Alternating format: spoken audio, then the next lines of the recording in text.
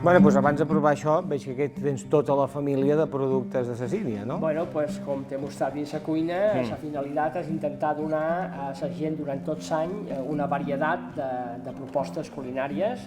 Basades en el bolet, no? Exactament, sempre amb el bolet de base. De referència. Començàvem amb un deshidratats, que és el més senzill, abalissar i les bolets, a calor, i amb això és una tècnica de conservació molt bona, que podem tenir bolets 2-3 anys guardats sense cap problema. D'aquest deshidratat el triturarem i farem una farina, una pols, que és com un condiment i un potenciador de sabor.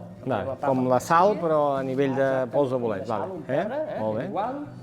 D'aquí podem passar a fer marmelades. Marmelades, també. Marmelades de dolç, bolets, sense cap problema.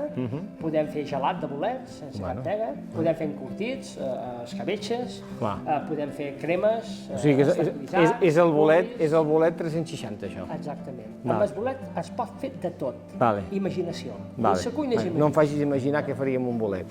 I I vosaltres també més proveiu bolet silvestre, o sigui, bolet comú, és a dir, no? Acabar amb una mica per ampliar la gamma i tenir un catàleg de venda més atractiu, també agafar un bolet de temporada, bolet silvestre. Perquè ara que estem al novembre, o sigui, ara és la bona època de buscar bolets? Bueno, ara hi ha certs tipus de bolets. Els bolets pràcticament te puc dir que n'hi ha tot l'any. O sigui, tot l'any podem anar a buscar bolets. Sí, bueno, podem anar a buscar bolets, a vegades no per menjar, però sí hi ha bolets tot l'any.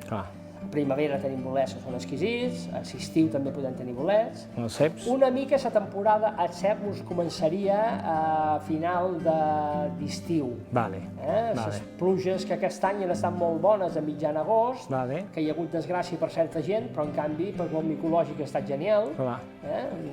Ha activat i a final d'agost, principi de setembre, ja tenien ceps, ja tenien tot el que és amanita pentinelles, els boletals ja se tenien de fora, ja tenien rússoles, i la temporada va avançant i van sortir aquests bolets. Cada un té les seves característiques i les seves condicions climàtiques.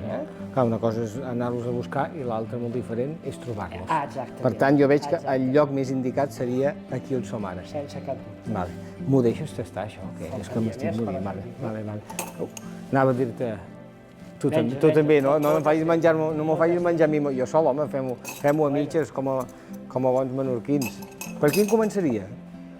Bueno, doncs jo començaria possiblement per aquest, que seria el bolet així una mica no tan fort de sabor. Aquest és el d'escabetx? No, aquest és un bolet que està confitat amb oli, amb herbes aromàtiques, una confitació senzillament és un oli que no bull, 60-70 graus, durant 20 minutets. Oli en estat pur. Perdó, bolet en estat pur, no? Exactament, i amb unes verduretes. Es nota el sabor.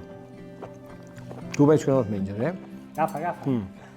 I aquest era... Després podíem passar en aquest d'aquí, que això és un escabetx, molt suau.